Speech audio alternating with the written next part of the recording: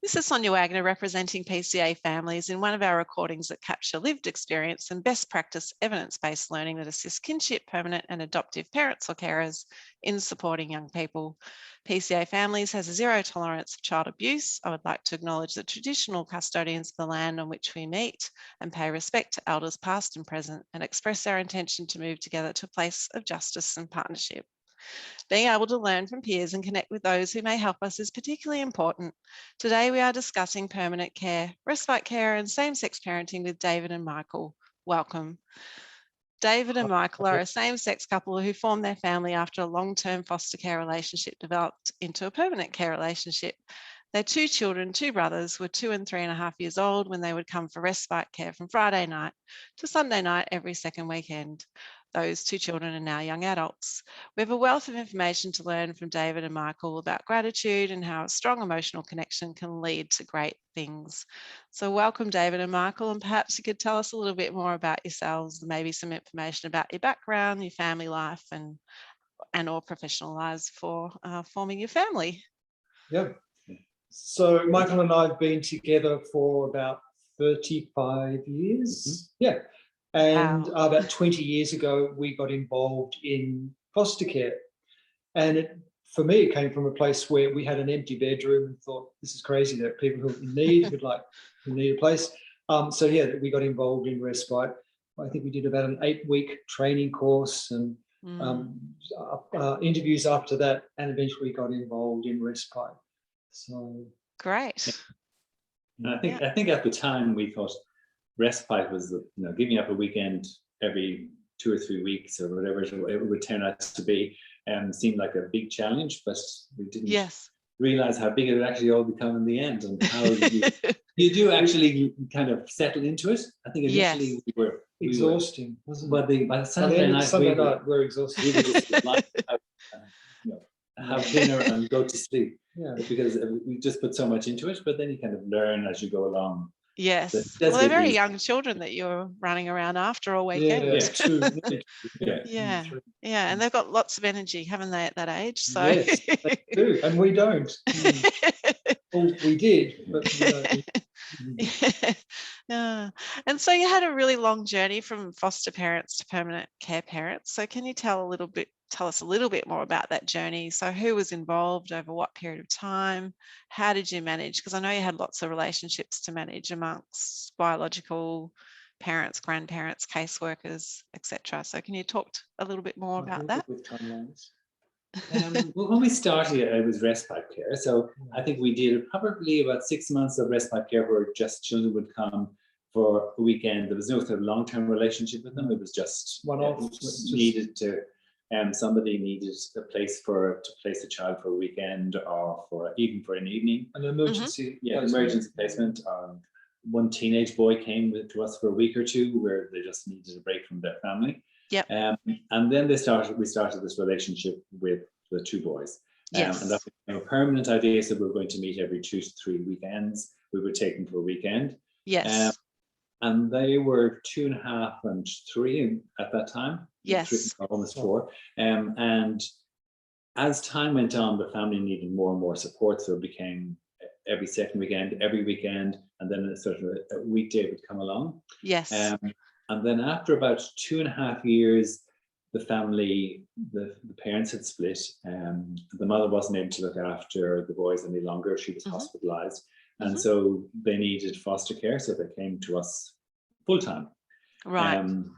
And then, but the good thing was that over the years of Respite, we actually developed a great relationship with the boys, which was lovely, and also with their parents. So that was really nice. So when the boys came to us for that full-time foster care, they knew us so well. We knew their parents so well. So it was kind of a good, it was good for the boys in a bad situation. So I think the time when it happened, and they needed to quickly find a home for the boys when the mother couldn't look after them.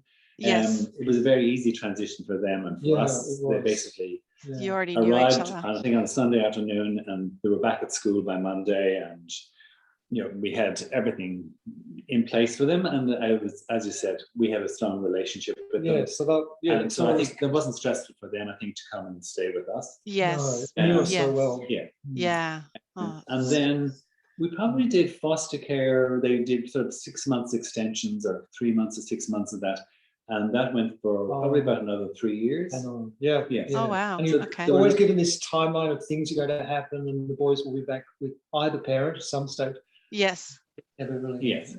And on and on. And then sort of after about 3 years, there was a recognition that they were not going to be able to return to their parents. Yes. And that's when we became their permanent guardian. So it went to the children's court and we became their permanent guardian. Great. And so what about that continuity with biological parents? How did that look? Was there a lot of visitations? You know, that was there a lot of ongoing? During that time, during the rest, when they were in foster care, they would see their parents on a regular basis, get access regularly.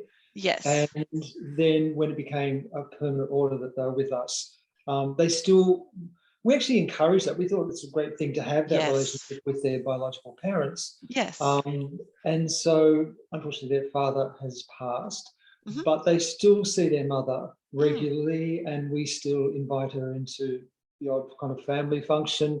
Great. So she's like an extended family member in some way. So they still see her. So, which we think is terrific for the boys. Absolutely. That's brilliant. And the agreement when we became permanent care was that they would visit their parents at sort of set intervals, as long as the boys wanted to do that. So they could opt out if they didn't. But we certainly always tried to encourage them to do that. We did. Yes. They weren't forced to, but we kind of encouraged. Yeah, great. Well, you're obviously very generous with your time and making that happen. So, yeah. And what sort of things did you do to support the children in understanding your relationship? I mean, there are so many combinations of relationships out there, but obviously there would have been some questions along the way. Well, it's funny because we were talking about this actually last night, and Michael remembered the story as we drove along. Or you were I was in the car with the boys. And the boys they were at that stage, maybe 6 or 7, and they were talking about who they were going to get married to. So they were going through the list of all the girls they knew. Yes. And then they said to me, "When did you get married?" And I said, "No, we're not married." And I said, who do you think I married? And he said, "David, of course." and then he was, when I told him, this is back in the Howard years, so well before marriage equality, and it was even on the cards. When we told him, 2 men can't get married, he was outraged. He thought, this is just so unfair. So we never really had the discussion. No, it just seemed to be that they had that, and they understood from observing us that was our relationship. And they were the ones who first kind of talked about us as our family. So it was quite interesting. I guess during foster care, you wanted them to feel like it was a family, but maybe we were even a little bit reluctant to use that word with us at that point, because you never really know what was going to happen in 2 or 3 months' time. Yes. But they were the ones who said we were family. Yes. So that was kind of nice. Yeah. Yeah, absolutely. Took it for granted. Yeah, it's great recognition. So, and that's the beauty of children too, isn't it? So, yeah. Very accepting. Yeah, correct. And it's also interesting. I mean, just as part of the one thing that I think I got out of having foster children through that is to see how they start to see the world and how they put things together. Not things that they're told, but just how they observe the world and see what's going on there, and how they come up with a story that this is what the world is. These are how people are. Yes. Very true. Yeah, they make things quite fascinating, so you kind of take things for granted, and then children start pointing little things out, right? So so it's time to smell the roses. It's time to stop and smell the roses, or yeah. And I know when we talked earlier, you mentioned that you were fairly upfront with other families that you encountered at your children's schools, for example. So when children would come for a sleepover, for example. So can you tell me about that, and maybe any other strategies you adopted to navigate with other parents? Yeah, well, it was always it was upfront. We would just say to a parent, if one of the boys is having a mate over, just to hang out, or with a sleepover, we'd always just say, look, by the way, we are a same-sex couple. And pretty much every time, 99% of the time, we were kind of looked with kind of like, yeah, and so what is there a problem? Like, do we have a problem? So that was fantastic. It was very, very accepting. It was not a problem. There was maybe one parent in all the parents that we met who actually probably said, look, it's probably better if, you know, his son doesn't come to our house. It's okay for one of our boys to go to their place, but not to come to us. That was only one time we had that. And they didn't actually say that to us. It was actually said to one of the boys' friends. So yeah, we've not had any problems. Just we've been very fortunate, I think. Yes. There's been no prejudice, and they've just been very, very accepting. Yes. And we still see parents around of the boys, the friends of the boys, and yeah, on very good terms with a lot of the parents still. So that's great. Really, well, that's good. And did you feel like you needed to do anything about that one parent, or you just sort of let that go? Yeah. No, it's one in many. Many parents. And that probably happened by the time the boys were sort of 12 or early teens. Yeah, you said. And so they had an understanding that some people, could be prejudiced, would not be as accepting. Yes. And so, yes, I think they were sort of at that point. Well, probably they really hadn't experienced much of it to date. No. Yes. Yeah, great. Really so they could process that their loss, not our loss. Yeah. And the other thing you mentioned when we spoke was just the real gratitude you have for being part of a family that you never imagined possible. So you spoke about the privilege afforded to you, and what struck me about how you speak is really how warm and connected I imagine you were as a parent. So can you tell me a little bit about maybe one at a time about your parenting styles, because they might be slightly different? Well, with me, I always felt that I always would love to have had a family. I just thought, look, it's not going to happen. So it has happened. It did happen. And, I always felt it was an incredible privilege for us to have this experience that I didn't think we'd ever have.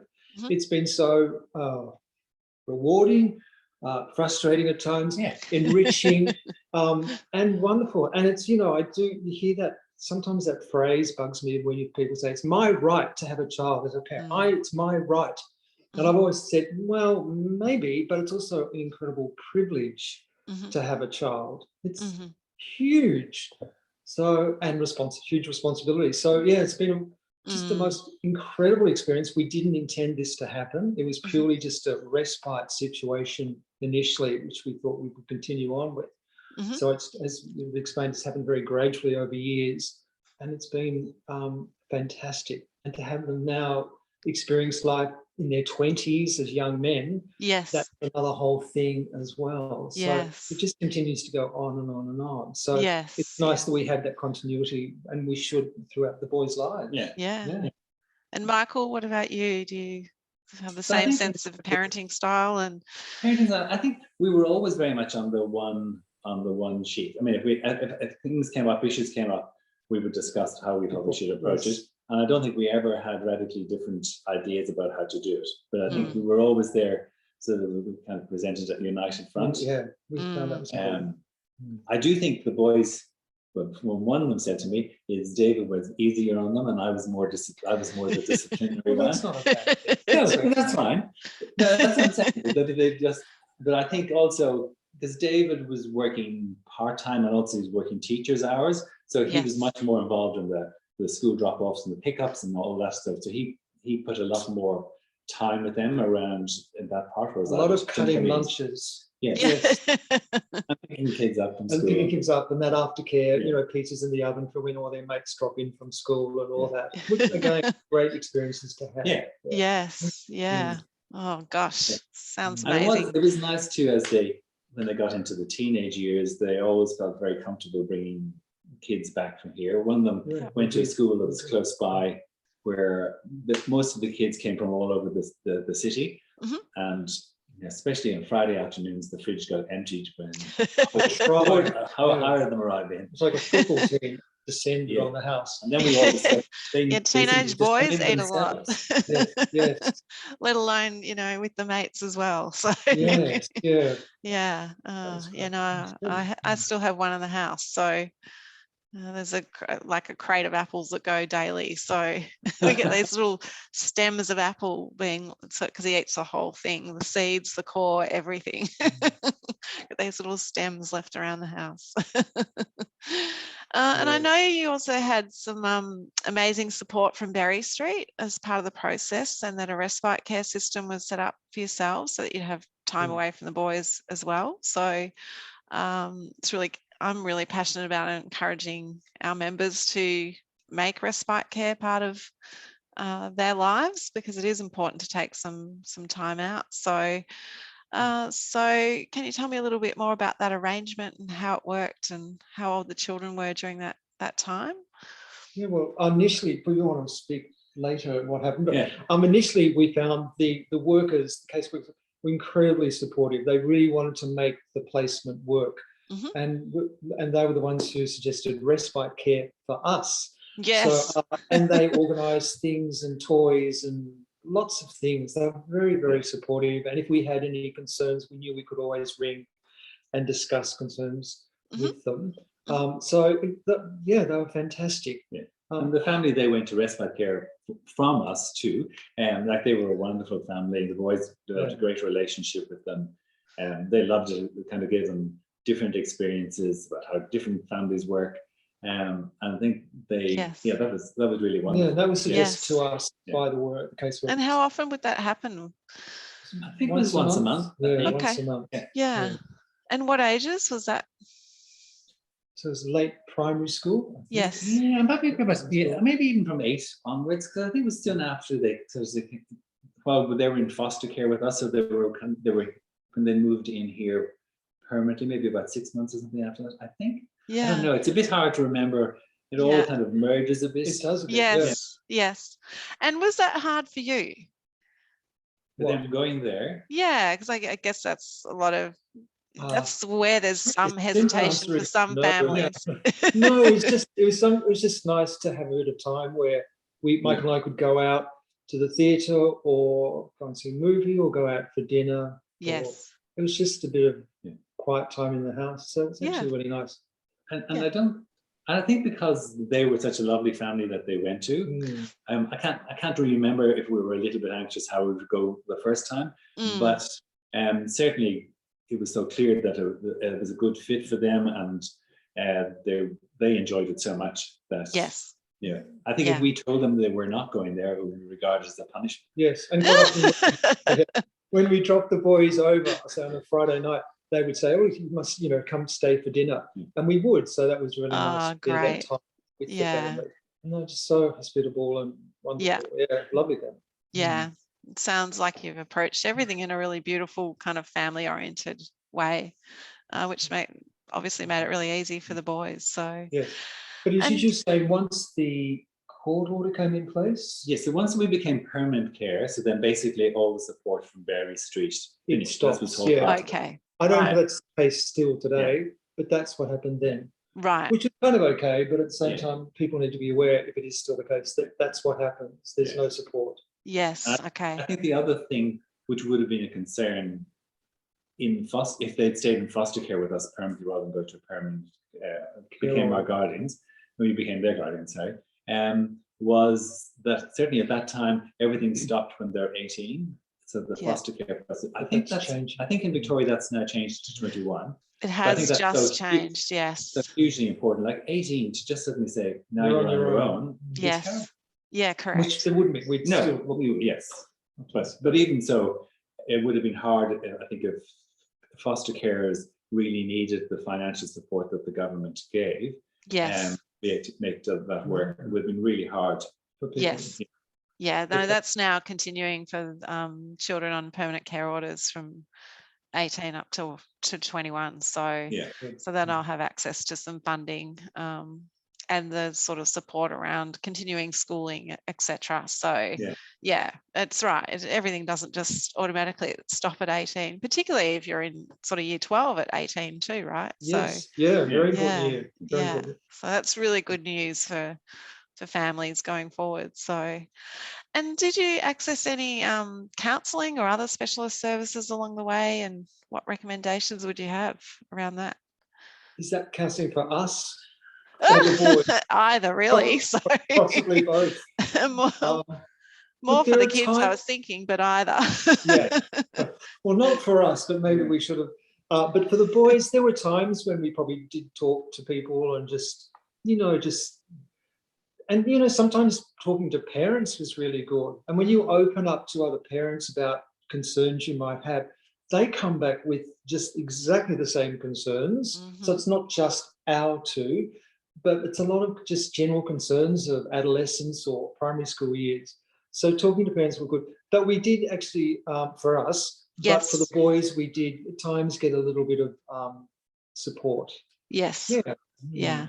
Discuss issues. So that was good. Yeah. It wasn't a lot, but yeah. Yeah. And what about any sort of trauma-informed practices that you might have adopted to support your children along the way? I know that you're musical, David, so I imagine that might have helped the boys. So well, they've had every musical opportunity known to mankind. However, nothing's really eventuated. But I think they do. They both have an appreciation of music. Particularly the elder one, he kind of likes to sing and play. But even the younger one is still at home. Every now and then you'll hear him. Hear him singing in the bathroom or in the bedroom. Playing an aria or something. Well, he mixed with all these others. So he's got a very eclectic taste in music, I think, because he's exposed to some. So they may not play piano or that, but they have an appreciation. If I have a singer here, an opera singer, for example, rehearsing, they know if they're good or not so good. Yes, they've got the ear. Good ear. They appreciate the really good singers. That was fun. And I must say, the eldest one, when he was at primary school, he did a lot of singing. And they put on musicals, and he would be one of the leads in the musical. Wow. So that was really, really nice. He got a lot of opportunities through the school to sing in various, major venues around Melbourne. Great. So that was made in improv. So it was great. Yeah, it's probably a bit of well-being therapy for him at the same time. So yes, indeed. Yeah. And I say that having experienced last year, year 12, with one of our kids that was in 7 musical groups at 7:30 in the morning at school normally, and in the musicals 2 nights a week and on a weekend. And all of that was removed. And so now I hear her talk about how torturous last year was. And I think it was because of the musical removal. So it's you underestimate how important those kind of things are. So And what about you, Michael? Did you have anything else? Well, I came from a science background, so I really didn't, other than teaching them to count and things like that.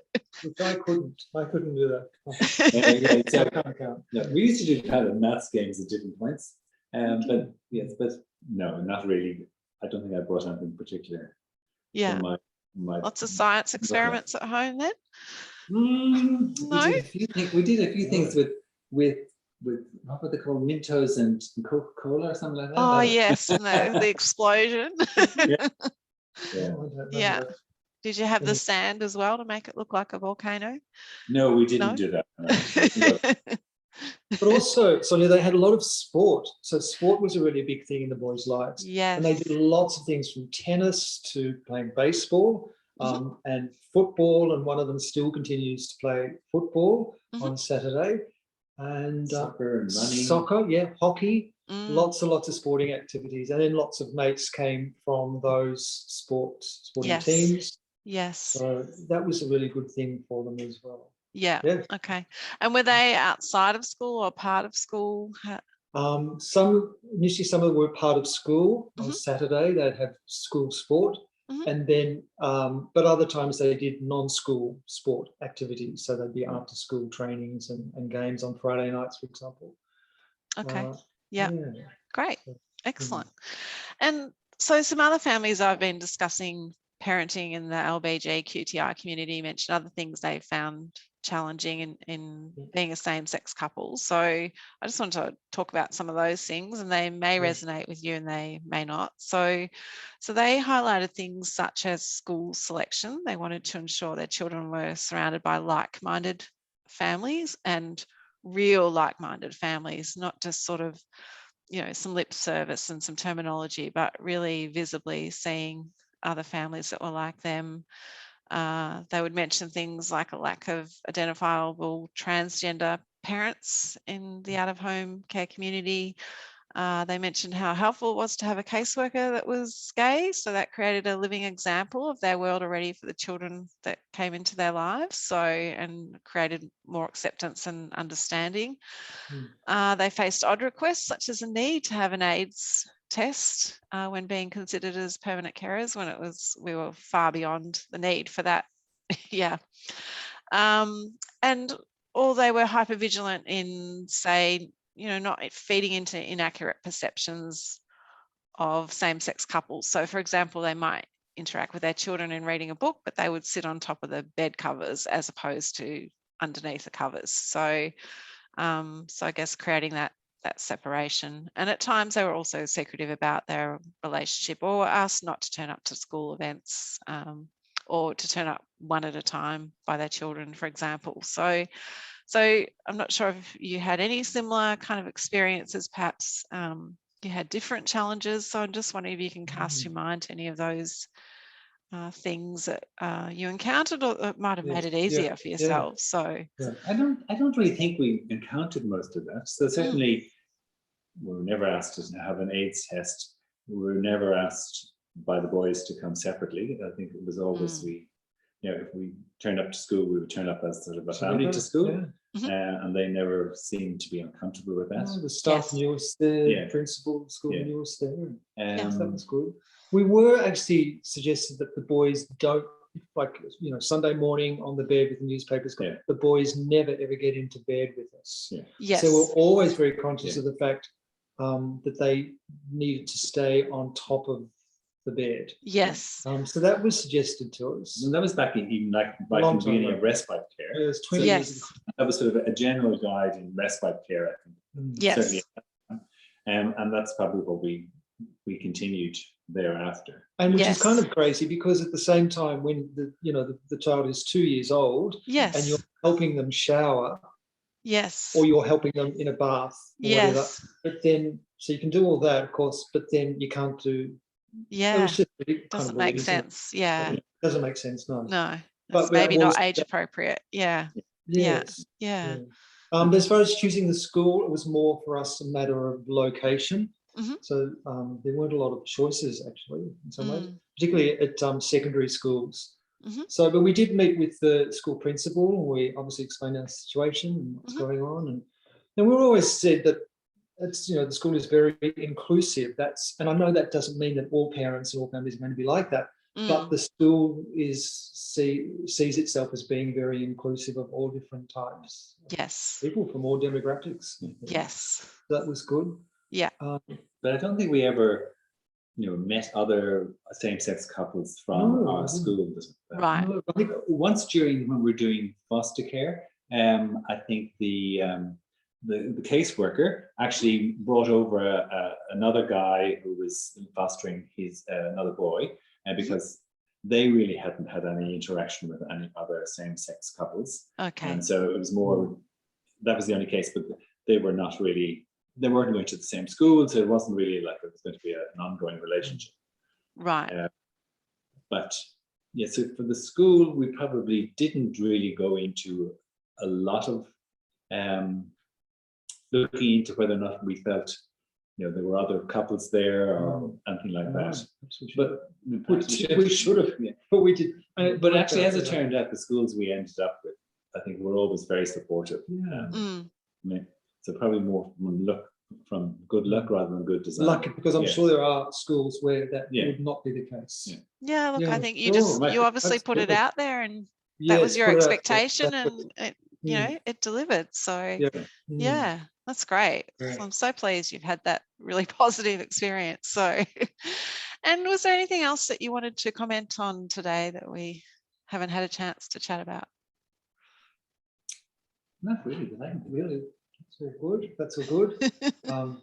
Yes, in fact, I think one of the boys is about to enter, but no, he's not. It's good. No, I don't think so. But look, we wish everybody, it's the most wonderful experience. I'm not trying to do a sell here, but it has been a great experience, from being able to travel around the country and introduce them to see things that they would not normally have necessarily seen.